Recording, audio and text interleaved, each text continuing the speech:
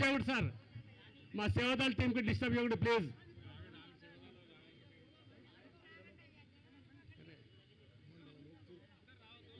Please మా ఇక్కడ disturb అవుతుంది.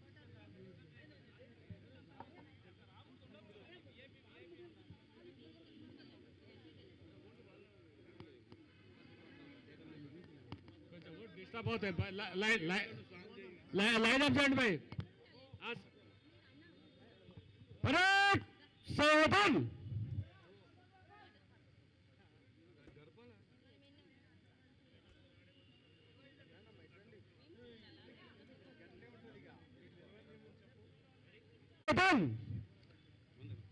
वंदे मातरम शुरू करेंगे. वंदे मातरम वंदे मातरम सुजलाम सुफलाम मलयज शीतलाम सस्य श्यामलं मातरम वंदे मातरम शुभ्रज्योत्स्ना पुलकितयामिनीं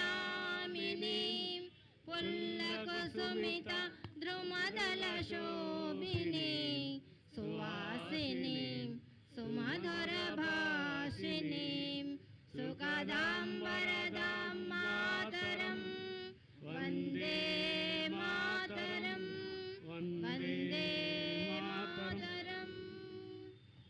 ఇప్పుడు ఈ కార్యక్రమానికి ముఖ్య అతిథిగా విచ్చేసినటువంటి మన ప్రియతమ నాయకులు మహేష్ కుమార్ గౌడ్ గారిని పతాకావిష్కరణ చేయవలసిందిగా కోరుతున్నాం.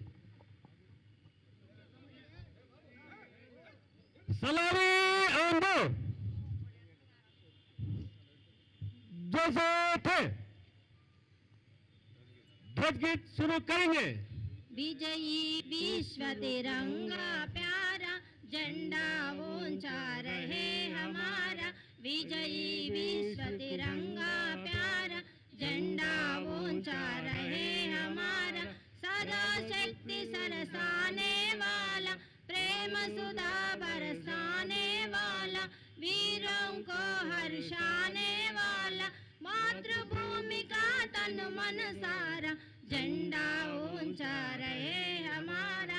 विजयी विश्व तिरंगा प्यारा चानन इसकी जाने पाए चाहे जाने बरे ही जाही विश्व विजय करके दिखलाए तब में प्रण पूर्ण हमारा. विजयी विश्व तिरंगा प्यारा झंडा ऊंचा रहे हमारा. विजयी विश्व तिरंगा प्यारा झंडा ऊंचा रहे हमारा. ఇప్పుడు నాడు పాకిస్తాన్ నుంచి బంగ్లాదేశ్ విముక్తి చేసినటువంటి మన భారతదేశ విషయాలపై మరి విపులంగా మన ప్రీతమ నాయకులు మహేష్ కుమార్ గౌడ్ గారిని మాట్లాడవలసింది కోరుతున్నాం. అందరికీ నమస్కారం. పెద్దలు గౌరవనీయులు మాజీ పిసిసి అధ్యక్షులు శ్రీ వి హనుమంతరావు గారు, సేవాదల్ అధ్యక్షులు జితేందర్ గారు, సైనిక డిపార్ట్మెంట్ పిసిసి అధ్యక్షులు రాజేందర్ గారు, ఇక్కడికి వచ్చేసిన పెద్దలందరికీ, సోదరి సోదరిమణులకి, ఇందిరాగాంధీ ఉక్కు మహిళ అని మరొకసారి నిరూపించినటువంటి రోజు 16 డిసెంబర్ 1971. దేశంలోనే కాకుండా ప్రపంచంలో ఒక పెద్ద విక్టరీగా చెప్పుకున్నటువంటి ఆనాడు పాకిస్తాన్పై భారతదేశం విజయం సాధించడం ప్రపంచ చరిత్రలో ఒక గొప్ప విజయం. అంటే దాదాపు 93,000 మందికి పైగా సైనికులు, పాకిస్తాన్ సైనికులు భారత మిలిటరీ లొంగిపోవడమే కాకుండా ఈ విజయం ద్వారా ఒక కొత్త దేశానికి, ఒక కొత్త దేశమైనటువంటి బంగ్లాదేశ్కి ఆవిర్భావానికి బీజం పడినటువంటి రోజుది. ఎయిర్ మార్షల్ మానెక్షా నేతృత్వంలో ఆనాడు ఉక్కు మహిళ ప్రధానమంత్రి శ్రీమతి ఇందిరాగాంధీ పర్యవేక్షణలో ఆవిడ ఇచ్చినటువంటి సూచనలతో ధైర్యానికి, సాహసానికి ప్రతిజ్ఞ ఉన్నటువంటి ప్రధానమంత్రి గారి యొక్క ఆదేశాలతో మనెక్షా గారి స్ట్రాటజిక్ ప్లానింగ్తో ఆనాడు పాకిస్తాన్పై భారతదేశం విజయం సాధించింది. ప్రపంచంలో ఒక దేశంపై ఇంకొక దేశం సాధించినటువంటి గొప్ప విజయాల్లో ఈ పాకిస్తాన్పై విజయం సాధించడం ఒకటి. ఆ విజయం వల్ల ప్రపంచంలో ఒక గొప్ప దేశానికి అంకురార్పణ బీజం పడింది. ఆ తర్వాత బంగ్లాదేశ్ అనే కొత్త దేశం ఇందిరాగాంధీ ప్రోద్బలంతో ఏర్పాటు చేయడం జరిగింది. శ్రీమతి ఇందిరాగాంధీ గారు ఆనాడు పాకిస్తాన్పై విజయం సాధించే ముందు పెద్ద దేశాలంటే అమెరికా, రష్యా లాంటి దేశాల్లో తిరిగి విదేశీ దౌత్యంలో ఎక్కడ లోపాలు లేకుండా అందరినీ ఒప్పించి మెప్పించి ఈ విజయం సాధించినారు. అందుకే వాళ్ళ ప్రపంచ చరిత్ర పుటలో ఇందిరాగాంధీ గారికి ఆ స్థానం ఉంది, అది చిరస్థాయిగా ఉంటుంది. శ్రీమతి ఇందిరాగాంధీ గారు ప్రపంచంలోని ఒక గొప్ప పరిపాలకుల జాబితాలో చేరడానికి ఆనాడు పాకిస్తాన్పై యుద్ధం జరిపి విజయం సాధించిందనేది ఒక చరిత్ర పట్లకు ఎక్కినట్టు సందర్భం. అందుకే ఇవాళ దేశవ్యాప్తంగా కాంగ్రెస్ పార్టీ ఈ విజయ్ దివస్ని జరుపుకుంటున్న సందర్భంలో గాంధీ భవన్లో పెద్దల సమక్షంలో ఈ పతాకావిష్కరణతో పాటు ఈ విజయ్ దివస్ని జరుపుకుంటా ఉన్నాం. ఆనాడు ఈ యుద్ధంలో పాల్గొని ఇంత గొప్ప పేరు దేశానికి రావడానికి కారకులైనటువంటి ఎయిర్ మార్షల్ మనెక్షాతో పాటు ఆనాడు యుద్ధంలో పాల్గొని అందరూ కూడా నివాళులు ఇవాళ అందరినీ కూడా ఆనాడు భూమిక పోషణ అందరినీ కూడా సత్కరించుకునే సందర్భం ఇది. అదేవిధంగా స్వాతంత్రం కోసం పోరాడినటువంటి గొప్ప వీరుని స్మరించుకున్నటువంటి సందర్భం. మిత్రులారా, ఇందిరాగాంధీ మొదలుకొని ఇవాళ రాహుల్ గాంధీ గారు కూడా కాంగ్రెస్ పార్టీ అంటే పేదల పార్టీ, కాంగ్రెస్ పార్టీ అంటేనే జాతీయవాదం కలిగినట్టు పార్టీ. ఈ దేశం కోసం ఆనాడు నెహ్రూ మొదలుకొని తర్వాత ఇందిరాగాంధీ కానీ రాజీవ్ గాంధీ కానీ ఏ రకంగా ప్రాణాలు అర్పించినారో మనం చూసాం.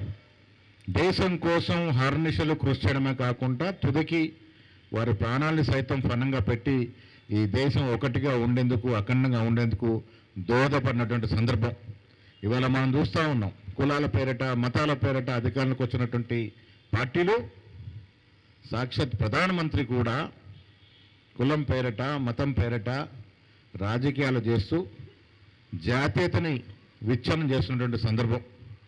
ఏనాడు కూడా దేశ స్వాతంత్రంలో పాలు పంచుకున్నటువంటి బీజేపీ, ఆర్ఎస్ఎస్ ఆనాడు బ్రిటిష్ వారికి అడుగులకు మడులెత్తున్నట్టు పార్టీలు కూడా ఇలా మేమే సర్వం చేసేనటువంటి భ్రమలు కలుగజేస్తూ ఉన్నాయి.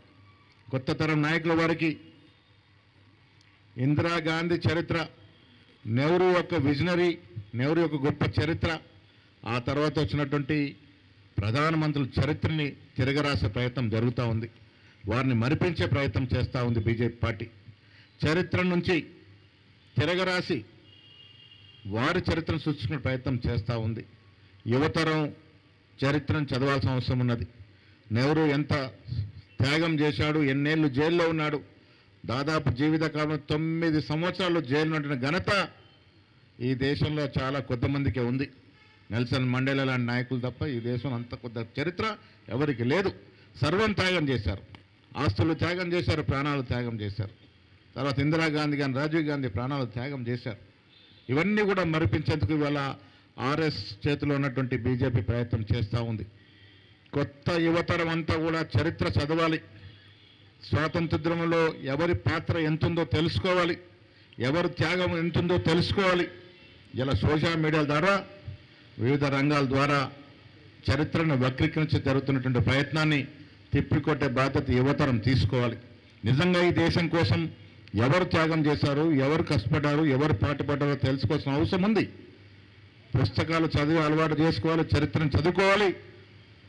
తద్వారా ఈ దేశ నిర్మాణంలో, స్వాతంత్రం తర్వాత ఈ దేశ నిర్మాణంలో కాంగ్రెస్ భూమిక, కాంగ్రెస్ పాత్ర, కాంగ్రెస్ నాయకుల యొక్క త్యాగాల్ని తెలుసుకొని ముందుకు పోవాల్సిందిగా యువతరానికి పిలిపిస్తూ మరొకసారి శ్రీమతి ఇందిరాగాంధీ గారి యొక్క గొప్పతనానికి ఆ రాజకీయ పటిమ నాయకత్వ లక్షణాలని మరి స్మరణం చేసుకుంటూ ఆనాడు పాకిస్తాన్పై భారతదేశం విజయం సాధించడం కీలక భూమికి పోయించినటువంటి సైనికులందరూ కూడా నివాళులు. జై హింద్, జై కాంగ్రెస్. राष्ट्रगीत शुरू करेंगे.